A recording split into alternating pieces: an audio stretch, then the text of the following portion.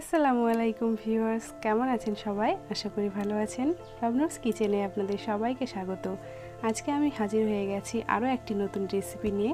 তো আজকে আমি বানাতে চলেছি গ্রাম বাংলার অতি প্রিয় খাবার ইলিশ মাছের মাথা দিয়ে দোস্তুলের শাক ও ডাঁটা রান্না। এখানে আমি নিয়ে নিয়েছি দোস্তুলের শাক ও ডাঁটা। শাক বানানোর সমস্ত উপকরণ আমি নিয়ে নিয়েছি। এখানে নিয়ে নিয়েছি একটা তেজপাতা, জিরে ও আদা আর রসুন আমি একসঙ্গে বেটে নিয়েছি। এখানে নিয়ে নিয়েছি কাঁচা লঙ্কা, লবণ, ইলিশ মাছের মাথা দুটো নিয়েছি আমি এখানে, আর এখানে রসুন থেতো করে নিয়েছি, আর নিয়ে নিয়েছি হলুদ গুঁড়ো। তো চলুন এবার রেসিপিটা শুরু করা যাক।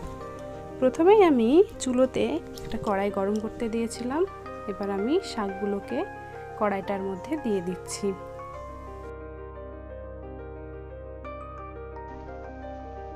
এবার আমি লবণটা দিয়ে দেব। লবণটা আগে দিলে কি হবে, শাকটা তাড়াতাড়ি সেদ্ধ হয়ে যাবে এবং শাকের মধ্যে যে জলগুলো আছে ওগুলো তাড়াতাড়ি বের হয়ে যাবে। এবার বাকি যে শাকগুলো আছে ওগুলো আমি আবারও দিয়ে দিচ্ছি।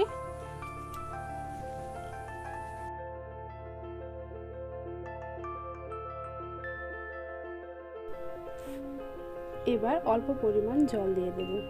যেহেতু আমার শাকটার পরিমাণটা একটু বেশি, সেই জন্য আমি একটু জল দিয়ে দিলাম। এবার আমি ঢাকনাটা দিয়ে শাকটাকে সেদ্ধ করে নেব। 5 মিনিট পরে আমি ঢাকনাটা তুলে দেখে নিচ্ছি। দেখুন শাকগুলো একদমই কমে গেছে, প্রায় সেদ্ধ হয়ে এসেছে। আমি আবারও একটু নেড়ে ঢাকা দিয়ে দেব। 5 মিনিট পরে আমি আবারও ঢাকনাটা তুলে দেখে নেব। দেখুন পুরোপুরি শাকটা সেদ্ধ হয়ে গেছে। এবার আমি আর একটা পাত্রে এই শাকটা ঢেলে নেব।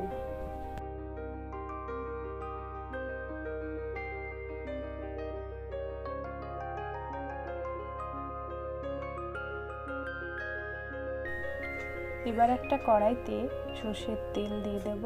তেলটা গরম হয়ে আসলে রসুন, লঙ্কা, তেজপাতা ও ইলিশ মাছটা আমি ভেজে নেব। দেখুন মশলাগুলো একটু ভাজা হয়ে গেছে। এবার আমি দিয়ে দেব জিরে, আদা ও রসুন বাটা। জিরে, আদা ও রসুন বাটাটা আমি একসঙ্গে বেটে নিয়েছিলাম, আপনারা চাইলে আলাদা আলাদাও বেটে নিতে পারেন। এবার আমি মশলাটাকে ভালোভাবে কষে নেব।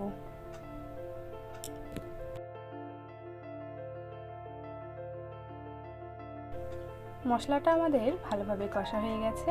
এবার আমরা এর মধ্যে শাকটা দিয়ে ভালোভাবে নাড়তে থাকব যতক্ষণ না শাকটা ভালোভাবে গলে যায়।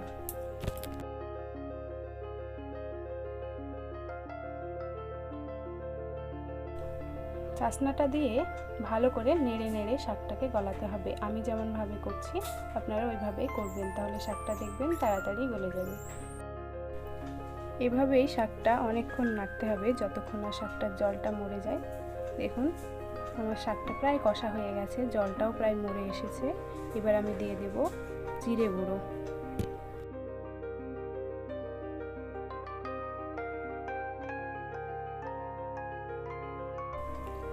শাকটার জলটা প্রায় মরে এসেছে, আমাদের শাক রান্না প্রায় রেডি। তো দেখুন শাকটা পুরো আমাদের হয়ে গেছে। এবার আমরা চুলো থেকে শাকটা নামিয়ে নেব এবং সার্ভ করে নেব। তো ইলিশ মাছের মাথা দিয়ে দোস্তুলের শাক ও ডাঁটা রাঁধা আমাদের রেডি। তো রেসিপিটা যদি আপনাদের ভালো লেগে থাকে তাহলে অবশ্যই লাইক, কমেন্ট, শেয়ার এবং সাবস্ক্রাইব করবেন। পরবর্তী ভিডিওতে আমি আরও একটা রেসিপি নিয়ে চলে আসব। ততক্ষণের জন্য ভালো থাকবেন, সুস্থ থাকবেন। ধন্যবাদ।